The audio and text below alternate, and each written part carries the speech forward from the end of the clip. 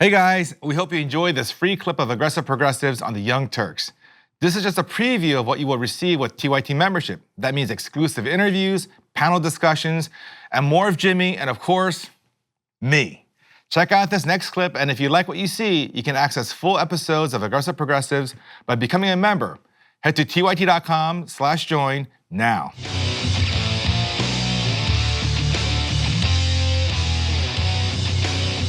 Hey everybody, welcome to the Aggressive Progressives. We have special guests with us today from the Kim Iverson Show. It's Kim Iverson. Hi Kim, thanks for being here. Thank you for having me, I'm excited. Now you have a progressive news show that's also on YouTube. Yep, I just launched it a few weeks ago, a progressive, Really? Yeah, progressive talk show on YouTube. What were you doing before that? I was a radio talk show host for many, many years, and then I'd been getting into politics these last couple of years, and and then slowly, my dad, who's a really big progressive, introduced me to you and kind of showed the way for me and converted me completely to hardcore progressivism. She's been the alt-right before that. Yeah, I was, yeah. All right, Just kidding, she wasn't. Well, welcome, thanks for being here. You're lucky for you have such a cool dad that's into progressive politics. Right. And my dad was a cop, so it's a little bit of a different situation. But your dad is also like he's a progressive in a red state. Yeah, in Idaho. Yeah, it's difficult to be. I find those people more admirable because it's very easy to be just influenced by your surroundings, and just through osmosis, you pick up all these crazy right-wing talking points. So you have to be a very critical person who thinks critically to get beyond that. So kudos to your dad for that. All right, also here with us is the miserable liberal. Hi, Steph, how are you? I'm doing great, Jimmy, and I just want to say I stand with the Oakland teachers. Good luck to you. All right, so I always have to remind people about the labor movements. How about the West Virginia teachers? They're striking again. Really? Oh, you don't know about this? No. They went on strike a year ago, almost to the day. Yeah. And they're going on strike again. You know why? Because they didn't fulfill their promises? No, because the West Virginia legislature is passing laws or whatever to basically fast track charter schools. So they're creating this education account that people can create to fund private education. So they're going on strike because of that. That's good. Okay, thank God for our teacher unions. So we should cover that in more detail next week, Jimmy. But that to me is very, very important because once you go down the pathway of creating charter schools in any district, that's it. You're screwed. You're screwed. Yeah. Charter schools are bad. They don't outperform regular public schools. They actually undermine public education. They get to cherry pick their students and they don't have better results. And they're bad for unions.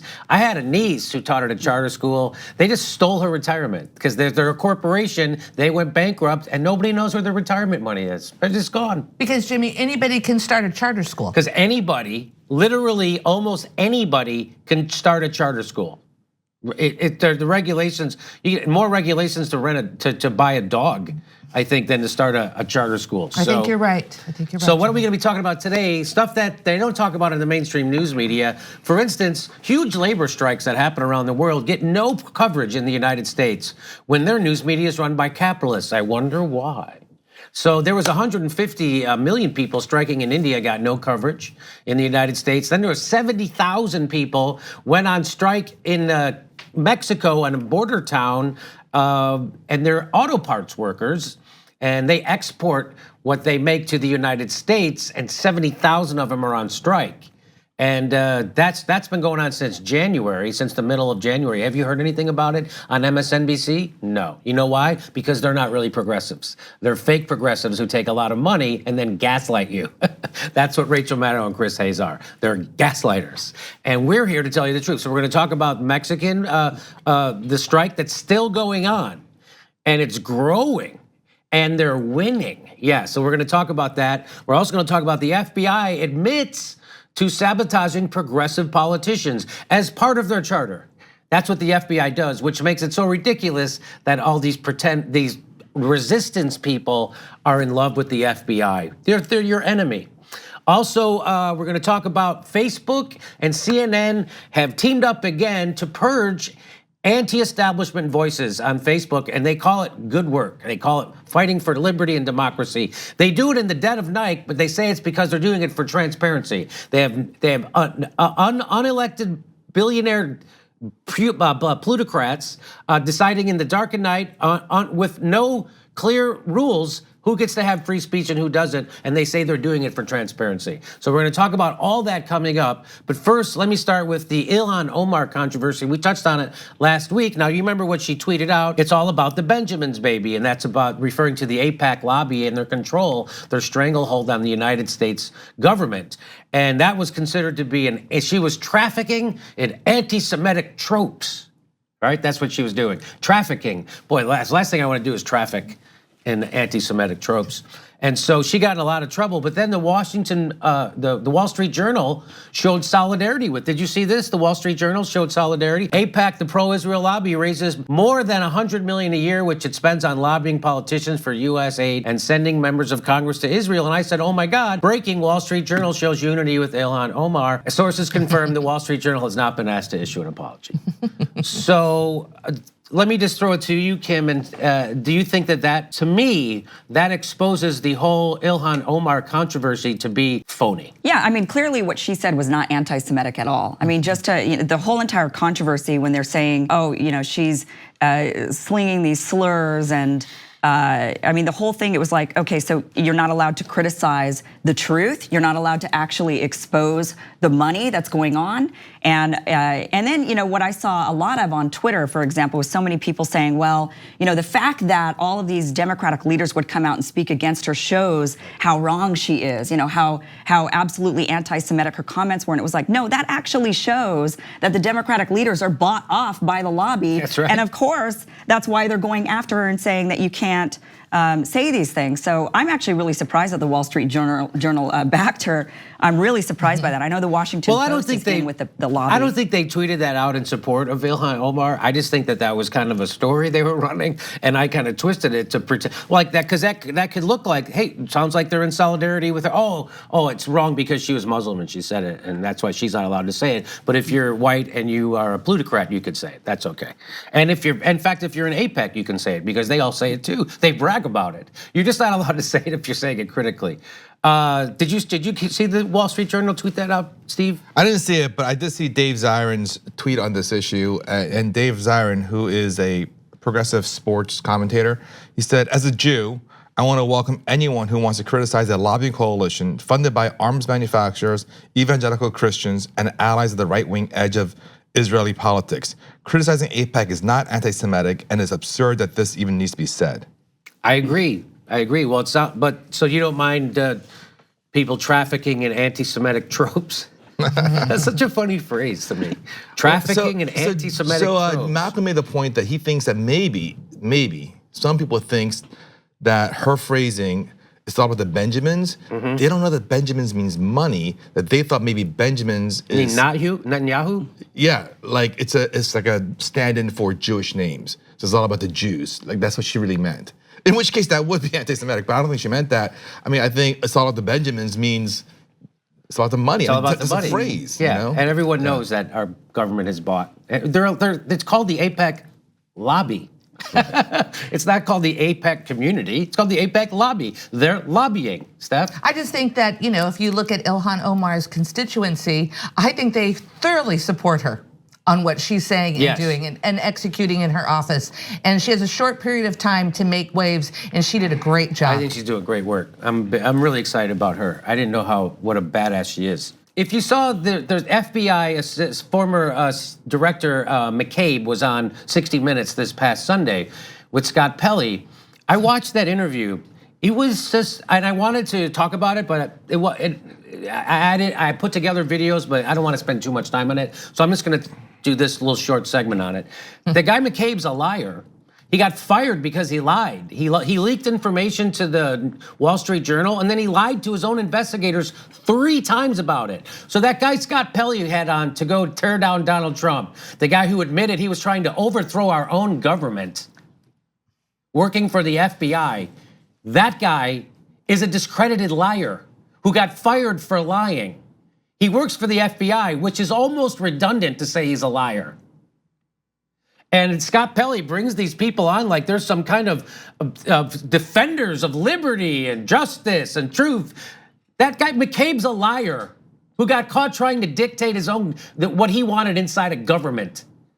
And by the way, he wrote a book, so he's on a book tour, McCabe, and Aaron Matei found this. I'm not going to read McCabe's book. I have better things to read. If I'm going to spend time reading, which hurts. Reading hurts. You know, they say reading is fundamental. I say it hurts. It hurts a lot. It's hard for dumb people. I'm not saying you probably can read, no problem. I read it hurts, and so he's reading the book.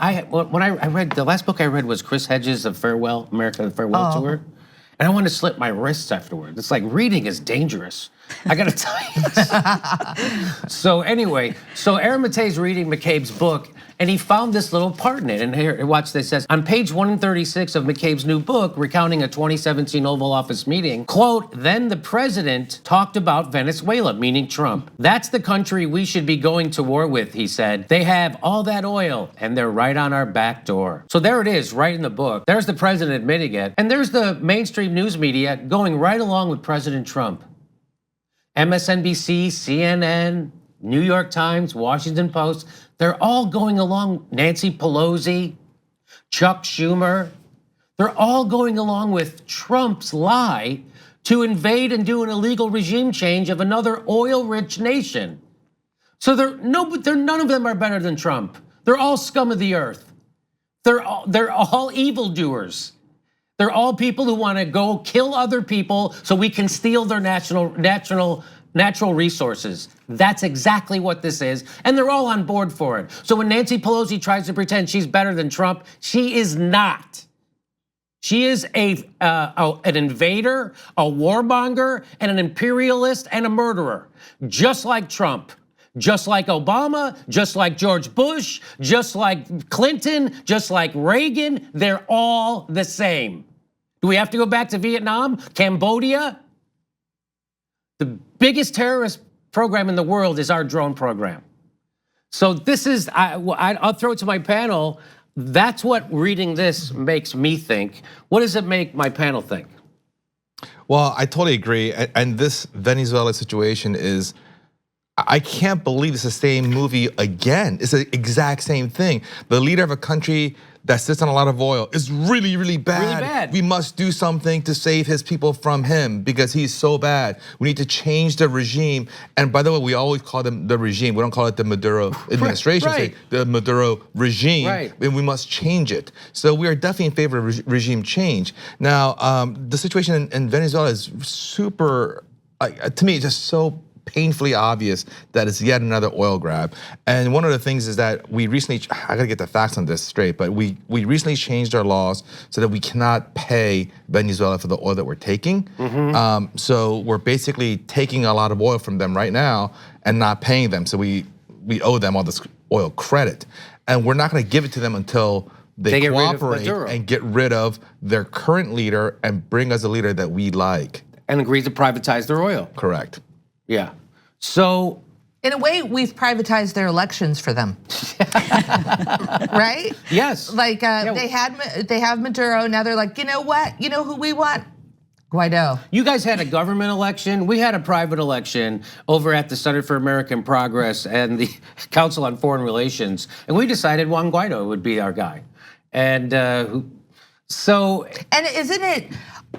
Come on, I thought for the past 2 years, I was hearing about a country supposedly interfering with our elections. Right. But now it's Venezuela and it's perfectly okay that we interfere with their elections. As a matter of fact, we just go ahead and prop up a new person to go into power. And you know what we're thinking is like, when I was teaching high school, and I remember 9/11, and I remember being sickened by the idea of my country going to war. I was so depressed. Right. Depressed by this. Depressed. And then I would hear young, beautiful kids tell me, yeah, we gotta go kill them. You see what they did in our country? And then, a few years later, in the same decade, I'd have another group of kids say, hey, you know why we were there, Ms. Zamorano? We were there because of oil. So what has my nation learned? Nothing. We've learned absolutely nothing, and they're still deep. They even got lefty news people to demonize people like Tulsi Gabbard. She goes on MSNBC, and they completely demonize her. They're doing the exact same thing they did in the. And why didn't Tulsi bring up, hey, you guys fired Phil Donahue for being against the Iraq War? How dare you point your finger at me for standing up against another stupid illegal war? That's what she should have said. She was way too nice to those people, and those people are corrupt and bought. Everybody at MSNBC is corrupt and bought, which is why they don't say anything about Phil Donahue being fired for being on the right side of the Iraq War, or Jesse Ventura, or Ashley Banfield, or Ed Schultz for just covering. They're all corrupted and bought. Steve?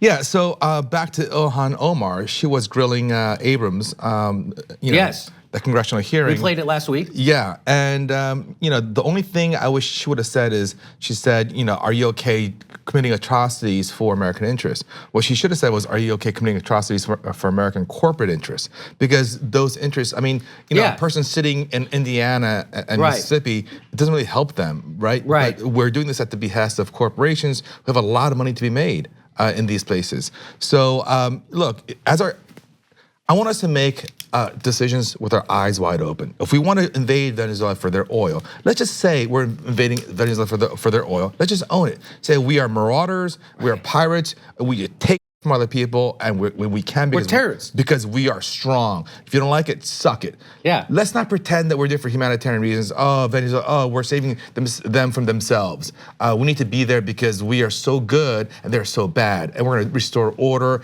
and we're going to give them aid. That is all bull. We're going there for the oil. Of course. Just say it. He just did in that book. And let me ask you this. Do you think Nancy Pelosi is honestly mistaken about this? She's 78 years old or whatever. She's lived through the Vietnam War. She's lived through both Gulf Wars. She's lived through Libya. Does she not know what's happening in Venezuela, do you think? Or I think for most of these folks, they're not consciously thinking and articulating in their heads, we are going there for the oil and we're gonna screw everyone else, I don't care. They're not thinking that. They don't wanna think that. They really have trained themselves to tell sweet little lies all day, every day to themselves. This is for the Venezuelan people. I think they've convinced themselves to believe it. You think so? I think they have. I don't think so. You know what I don't you think mean? so. I think it's too hard. I think Nancy Pelosi, if I know it, she knows it, and Jimmy, she is a psychopath just like Trump. Well, that's the point. She's a psychopath. But that's the point, that these are sociopaths and psychopaths that are leading our country. Yes. So we think that these people are balanced and that they have the ability to empathize. They don't. And that At the end of the day, I don't give right? Like, what do I care if Nancy Pelosi goes home and she's like, ha ha ha ha, we got those Venezuelans and I hope they die. I don't care. All I want is their oil. Or she goes home thinking, oh, we're helping the Venezuelans. I don't care what she thinks. It doesn't matter. At the end of the day, what matters is the policy that we impose on these other countries. So I don't really care, but I do believe that for most people, it's much easier to delude yourself into thinking you're doing a good thing rather than admitting to yourself that you're doing a bad thing. That's a hard thing to do. We're just seeing the work of another big lobby. I mean, this is exactly what Ilhan Omar was talking about with AIPAC, and we're seeing it now with big defense. I mean, this is just another lobby that has been able to control the narrative, that's been able to get both sides in on it to say this is what we need to do. And of course, the lobby goes around and tells the congressperson what they want to hear in order to make them go home at night and feel good about their decision. So maybe they are sitting there saying, well, Venezuela is a socialist country that's got all these horrible things happening to the people. People are starving. And, the average Venezuelan has lost 17 pounds in body weight over the last 2 years. Meanwhile, you look at the pictures of the protests, and the people look healthy. I mean, they don't look like they're skinny and starving. If you look at all the photographs. I'm sure there are some people that are starving. I'm sure there's a mixed bag of bad things and good things, and you cherry pick the evidence to support your position, and that's what propaganda does. I mean, if everything was actually terrible or actually perfect, it's much harder, but it's a mixed bag like anywhere else in the world, and they cherry picked evidence to support them. Yes, exactly. You could come to the United States and say, and look at the abject poverty. Go to downtown Los Angeles, street after street after street, people living on the streets in downtown Los Angeles with no food, no health care, no nothing. That's right. So by the way, was there a typhoid breakout in Los Angeles downtown with the homeless? It's like some crazy disease that we were supposed to not have anymore in the first world, and we're having it again. Because of our great healthcare system. Because of our great healthcare system and our lack of... Also, if you have 10 cities where there are no facilities. There's no facilities for bathrooms. Right. You're gonna have cholera outbreaks. You're gonna have typhoid outbreaks, flu. I mean, it's but where are you gonna get the money to take care of the poor? Where are you gonna get the money? We've got to go to war and bring freedom and democracy to helpless countries who are starving with all that oil. Boy, isn't it ironic that we say, the country saying, oh, well, let us bring our humanitarian aid in, right? There's like a big squabble about the administration down there not allowing humanitarian aid in. Meanwhile, we're then telling other nations not to buy their oil, not to go in and spend money. So don't give them any money. We don't want them to have any money so that they can take care of their people. And but let us send our humanitarian aid in. Hey, why don't you send some humanitarian aid to Flint? How about you send some humanitarian aid to downtown Los Angeles? How about you send it to downtown Pasadena where people are sleeping underneath bridges? It's not the downtowns anymore, Jimmy. Now it's almost everywhere in LA. That's what I'm saying. It's everywhere. Everywhere. Pasadena, Glendale, Silver Lake, Echo Park, downtown Los Angeles, West Hollywood, Santa Monica. It used to just be Santa Monica. It was the home of the homeless, the unofficial home of Santa Monica. Why? Because it's nice there and they're not to the homeless people in Santa Monica, and it's always nice weather. Anyway, here's what Aaron Matei says. Trump's war for Venezuelan oil via a coup attempt, economic warfare, and a threat of force is either cheered by top Democrats and media or it's ignored. Also ignored is that Russia opposes Trump's coup because that contradicts the conspiracy theory these phonies resist Trump with. So I've said this before, I'll say it one more time. So this is how you can, there's many ways to expose the bull Russiagate narrative for being exactly what it is, 100% propaganda. One of the ways is you ask one of these people who push Russiagate on the daily and you say, hey, down in Venezuela, Trump is for a coup, Russia is against a coup. If he's a puppet of Putin, and then just listen to the stupid that comes out of their mouth after that. And one thing that, Kim, that you brought up about the humanitarian aid is, the flip side of that is also the sanctions that we impose, right?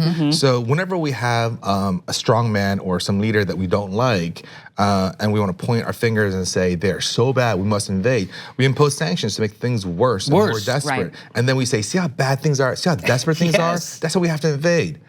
So we've done that with Venezuela, with Iraq, with Iran. I mean, everywhere, right? We impose sanctions and make things worse, so it justifies our invasion. Well, that's the point, right? They're sending the humanitarian aid down and saying, look at how awful this administration is and how evil this guy is. He won't allow humanitarian aid into the nation. Meanwhile, then we turn around and say, but don't you dare any of these other countries buy their oil and spend money on them.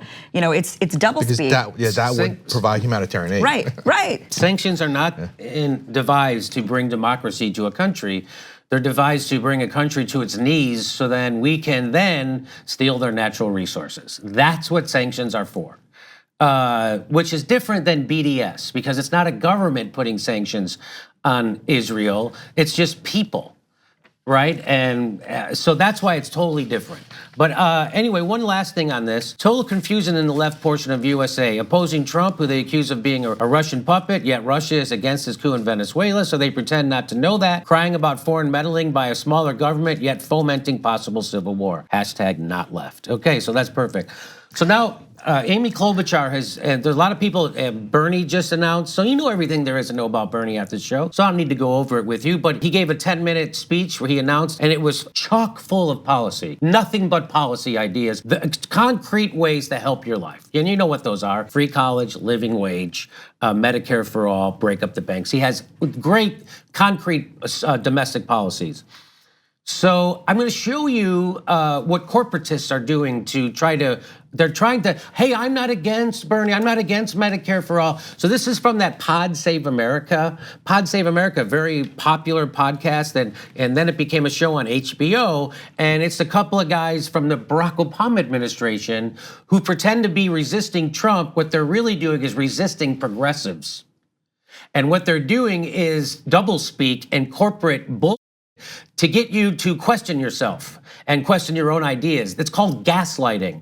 So I'm going to show you this, what they're saying at Pod Save America about our health care, and then I'm going to show you exactly what Amy Klobuchar is saying about college, for free college, and I'm going to show you the similarities in these corporatists, okay? So that's the point of this. So here we go. Here they are talking about Medicare for all.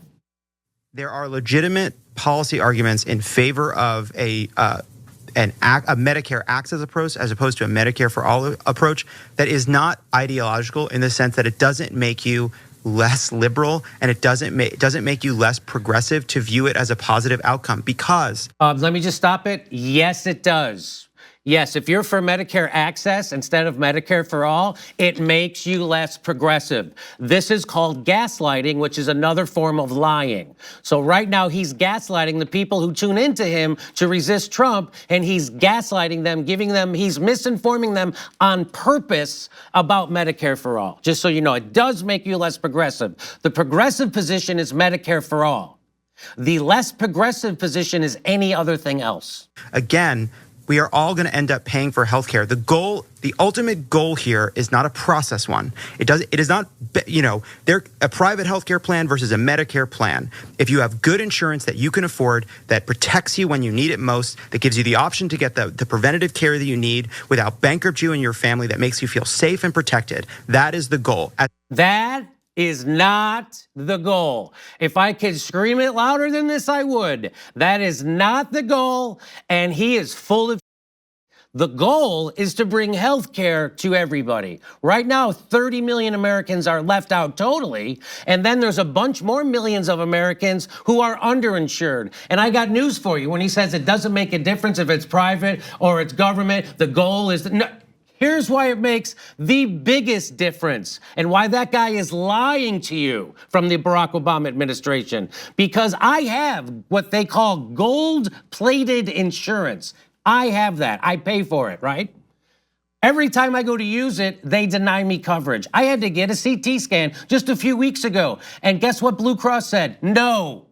What do? I don't get the CT scan because I know I have polyps in my sinuses because my doctor saw them and he says I need a CT scan so they can decide what to do about it if I need an operation. So I had to go pay for it out of my pocket. So that's why it makes a big difference. If you have Medicare for all and your doctor says you need a CT scan, guess what? You go get a CT scan. If you have private insurance and your doctor says you need a CT scan, they say no you don't and you go bankrupt.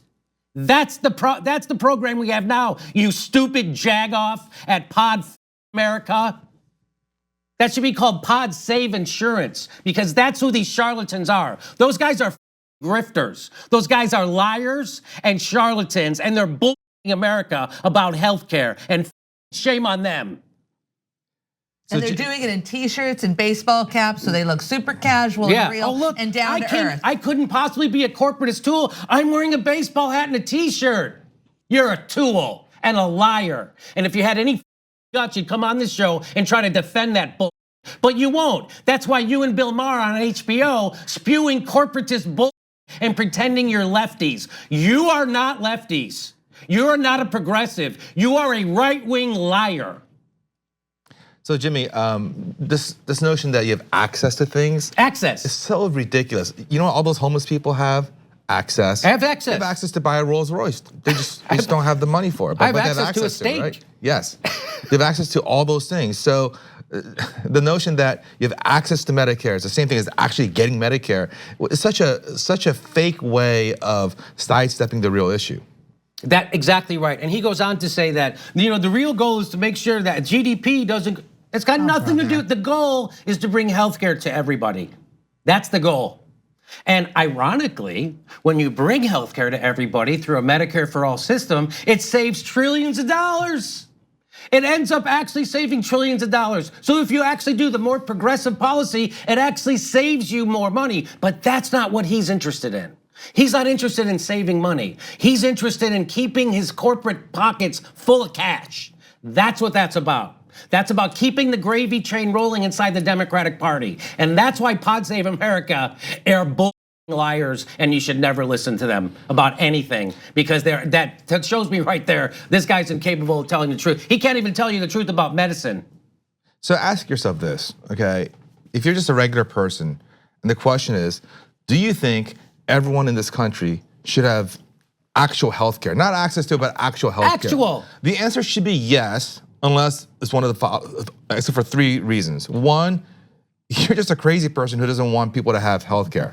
2, you are part of the healthcare industry and you don't want that gravy train to end. Or 3, you're super rich and you don't want to be taxed higher, right? There is no plausible reason to say every single person in America should not have healthcare. It's crazy talk. because it's good for everyone. Yes. You know why? Because if you don't have health care and you're diseased and I hang out with you, I might get your disease. Right. Okay?